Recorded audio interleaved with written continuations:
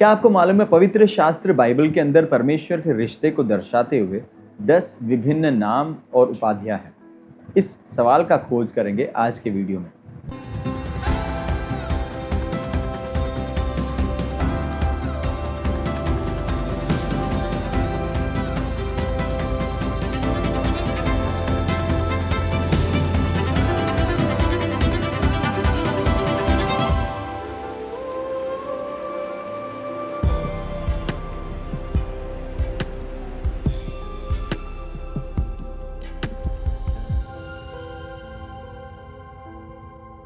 Bible पाठशाला अध्ययन श्रृंखला में सारे भाई बहनों का हार्दिक स्वागत है।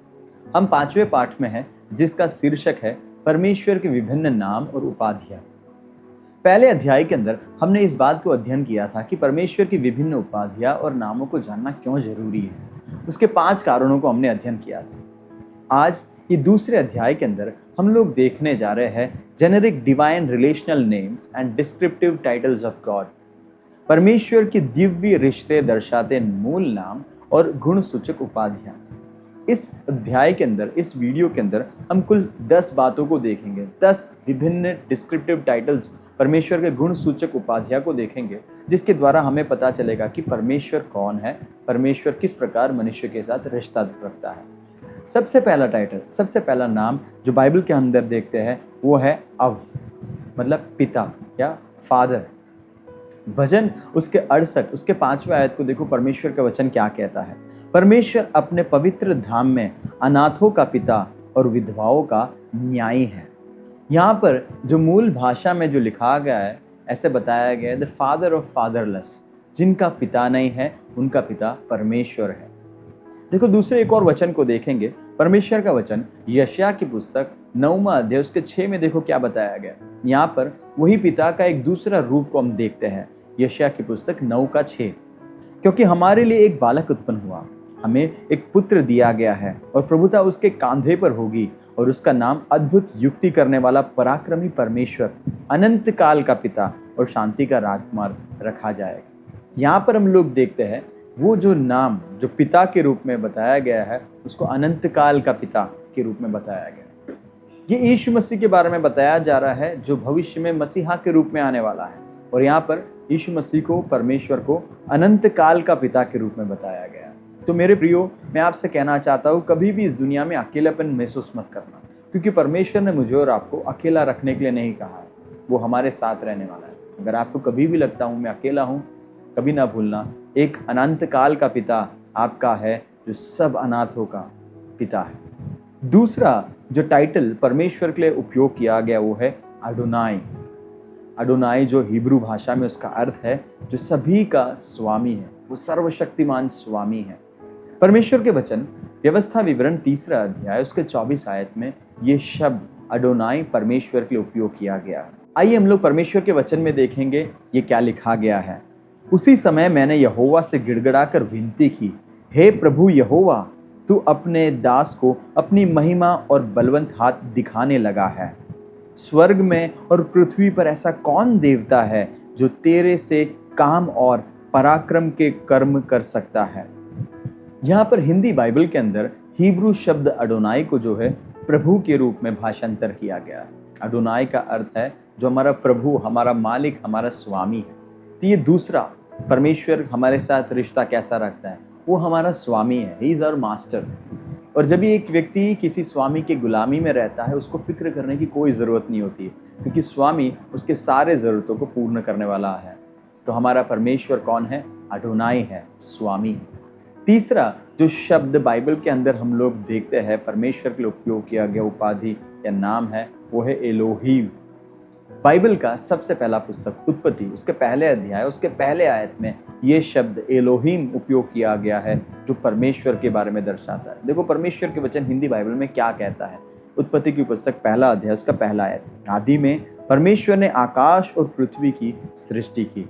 यहाँ पर परमेश्वर करके जो भाषांतर किया गया है वो शब्द के लिए मूल भाषा में एलोहीम शब्द उपयोग किया गया है। और खास बात इस एलोहीम शब्द का ये है, ये एक एकाकी वचन नहीं है, ये सिंगुलर नहीं है, ये बहुवचन है, जिसमें परमेश्वर के त्रिएक अंश को हम देख पाते हैं। परमेश्वर एक है परंतु उसके अंदर त्रिएकता है। इसलिए ये शब्द जो है एलोहे नहीं एलोहीम करके बताया गया।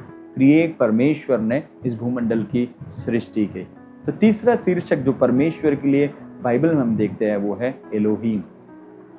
चौथा शीर्षक बहुत ही खास है और बहुत ही महत्वपूर्ण है, और मूल यहूदियों को आप देखें ये चौथा शीर्षक को वो बहुत ही संभल कर उपयोग करते हैं। जब भी वे बात करते हैं ये चौथे शीर्षक को, परमेश्वर के लिए जो शब्द उपयोग किया गया है, बात करते समय ये शब्द जब वो बोलते वो ऊंचे आवाज में बोलते हैं। और दूसरा, कई बार ये शब्द को लेते नहीं हैं। इस शब्द को जब वो बाइबल में देखते हैं, अपने तोरा में देखते हैं, वे वहाँ पर अडोनाई करके कहते हैं, प्रभु के रूप में कहते हैं। उसको पढ़ने के लिए भी वे डरते हैं। कौन सा है वो शब्द? वो शब्द है याहवे, यहोवा। हम हमारे देश में हमारी प्रार्थना में यहोवा नाम एकदम आराम से लेते हैं, परंतु यहूदी लोग जो है यहोवा शब्द को पढ़ते भी नहीं थे, क्योंकि परमेश्वर के वचन में मूसा को परमेश्वर ने स्पष्ट बताया था कि परमेश्वर का नाम, यहोवा का नाम व्यर्थ ना लेना। इसलिए वहाँ पर जो है उन लोग ये शब्द को अपने मुंह से उच्चारण भी नहीं करते थे। वहाँ पर पढ़ते समय अगर वो शब्द दिख रहा है तो उसके जगह में वे अडोनाई कहते थे। ऐसे भी इतिहास कहता है कि जब भी यहोवा शब्द को वो मैन्युस्क्रिप्ट में, चरम पत्र में लिखते थे, वे एक बार उठकर जाके अपने हाथ को धोते थे, फिर आकर वो शब्द को लिखते थे। मतलब कहने का सार है ये शब्द यहोवा को वे बहुत ही पवित्र मानते थे। यहोवा शब्द कहाँ से आया? परमेश्वर के वचन को हम निर्गमन की पुस्तक 3 अध्याय उसका 13 और 14 आयत को जब हम पढ़ते हैं, वहाँ पर मूसा परमेश्वर के साथ बात करते हैं, वार्तालाप करते हैं, और उस खास प्रकाशन के अंदर परमेश्वर अपने नाम को प्रकट करता है। आइए हम परमेश्वर के वचन में पढ़ेंगे। देखो क्या लिखा गया है। मूसा ने परमेश्वर से कहा, जब मैं इजरायलियों के पास जाकर उनसे यह कहूँ, तुम्हारे पूर्वजों के परमेश्वर ने मुझे तुम्हारे पास भेजा है, तब यदि वे मुझसे पूछे उसका क्या नाम है, तब मैं उनको क्या बताऊं? 14 आयत। परमेश्वर ने मूसा से कहा, मैं जो हूं सो हूं। फिर उसने कहा, तू इजरायलियों से यह कहना, जिसका नाम मैं हूं है, उसी ने मुझे तुम्हारे पास भेजा है। यहां पर सबसे पहली बार ये एक सवाल उठता है। मूसा पूछता है, परमेश्वर आप कहते हैं आप हमारे पूर्वजों के परमेश्वर हो, पर आपका नाम क्या है? तब परमेश्वर देखो यहाँ पर हिब्रू भाषा में अहिये अशेर अहिये, मतलब हिंदी में लिखा गया है मैं जो हूँ सो हूँ। मतलब यहाँ पे परमेश्वर स्वयं की जो अपना आइडेंटिटी है, अपनी पहचान है, वो अपना रखता है। वो किसी के साथ तुलना नहीं करता। दुनिया में देखो कई लोगों का नाम, जैसे कि शांतिलाल, कई लोगों का नाम जो है किसी बात से जुड़ा हुआ है, परंतु परमेश्वर यहाँ पर बोलता है मेरा नाम जो है किसी के साथ जोड़ा नहीं जा सकता, मेरा अस्तित्व किसी के साथ जोड़ा नहीं जा सकता। इसलिए परमेश्वर कहता है जिसका नाम मैं हूँ है, मतलब यहोवा, केवल 4 यह वह 4 जो अक्षर है यहोवा है, वो मेरा नाम। तो इस तरीके से परमेश्वर का चौथा नाम या चौथा टाइटल हम सीखते हैं, वो है यहोवा।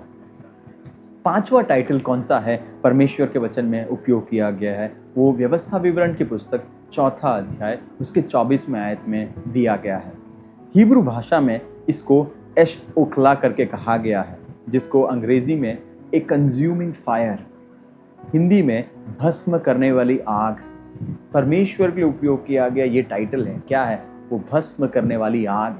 देखो वचन में पढ़ते क्या लिखा गया है। व्यवस्था विवरण 4 का 24, क्या तुम्हारा परमेश्वर यहोवा भस्म करने वाली आग है? वह जलन रखने वाला परमेश्वर है। एश ओखला, वो परमेश्वर कौन है? जो जलन रखने वाला है। जब वो परमेश्वर आपके साथ रिश्ता रखता है, वो आपके साथ के इस रिश्ते में विश्वास योग्यता को चाहता है। वो जलन रखता है। आप किसी और के साथ वो प्रेम को साझा न करें, वो परमेश्वर है। वो कंज्यूमिंग फायर है, वो भस्म करने वाली आग है।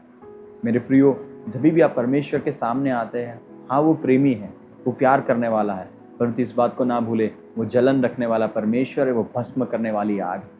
तो 5वां जो टाइटल हमने सीखा वो यह है एश ओखला, जिसका अर्थ है वो भस्म करने वाली आग।